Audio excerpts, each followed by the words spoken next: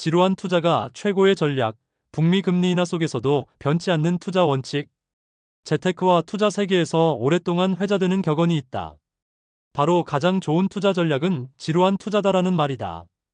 이 표현은 특정 한 사람의 발언이 아니라 워렌 버핏, 벤저민 그레이엄, 존 보글 등 세계적인 투자 대가들이 공통적으로 강조해온 철학이기도 하다. 그리고 최근 북미 양대 중앙은행이 나란히 기준금리를 인하한 사건은 이 원칙의 중요성을 다시금 일깨워주고 있다. 캐나다와 미국의 동시 금리 인하. 캐나다 중앙은행은 2025년 9월 17일 기준금리를 2.75%에서 2.50%로 0.25% 인하했다. 이번 결정은 2025년 3월 이후 처음 이루어진 금리 인하로 경기 둔화와 물가 안정 필요성을 반영한 것이다.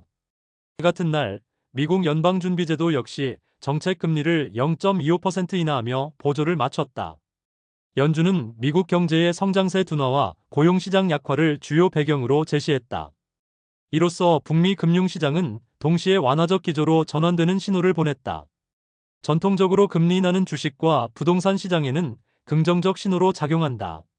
실제로 이날 발표 직후 캐나다 S&P TXS 지수와 미국 S&P 500 지수 모두 단기적 상승세를 보였고 금융, 부동산 관련 종목이 강세를 보였다. 전문가들은 이번 동시 금리 인하가 단기적 시장 변동성을 키울 수 있지만 장기적 투자 관점에서는 액티브 매니지드 펀드에 기반한 지루한 투자 전략의 가치가 더욱 강조된다고 분석한다. RBC 캐피털 마켓은 북미 양대 중앙은행의 완화 기조는 단기적 기회 요인일 수 있으나 장기 성과는 검증된 액티브 펀드에 꾸준히 투자하는 데서 나온다고 강조했다. 지루한 투자가 권장되는 이유. 첫째, 장기 보유만이 복리 효과를 극대화한다. 알버트 아인슈타인은 복리는 인류가 발견한 가장 위대한 수학적 힘이라고 표현했다. 둘째, 빈번한 매매는 비용을 발생시킨다. 수수료와 세금, 그리고 액티브 펀드의 운용 수수료까지 고려하면 단기 매매는 장기 성과를 갉아먹는다. 피터 린치는 시장을 예측하려 하지 말고 우수한 펀드 매니저가 운용하는 펀드를 사고 오래 보유하라고 조언했다. 셋째, 감정적 결정을 피할 수 있다. 벤저민 그레이엄은 투자자는 시장이 아니라 자신을 관리해야 한다고 말했다.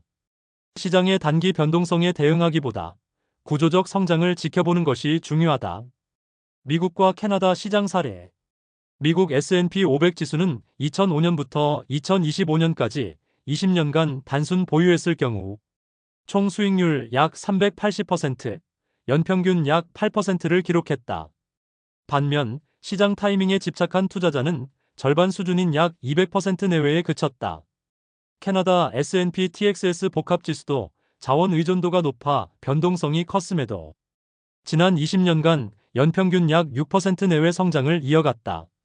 워렌 버핏은 이를 두고 시장은 인내심 없는 자의 돈을 인내심 있는 자에게 옮겨주는 장치라고 설명했다. 금리 인하 속에서도 지루한 투자가 유효한 이유. 이번 북미 중앙은행의 동시 금리 인하는 투자자에게 심리적 자극을 주고 단기적으로는 시장을 흔들 수 있다. 그러나 장기 성과에 결정적 영향을 미치는 것은 이런 단기 이벤트가 아니라 꾸준한 보유 전략이다.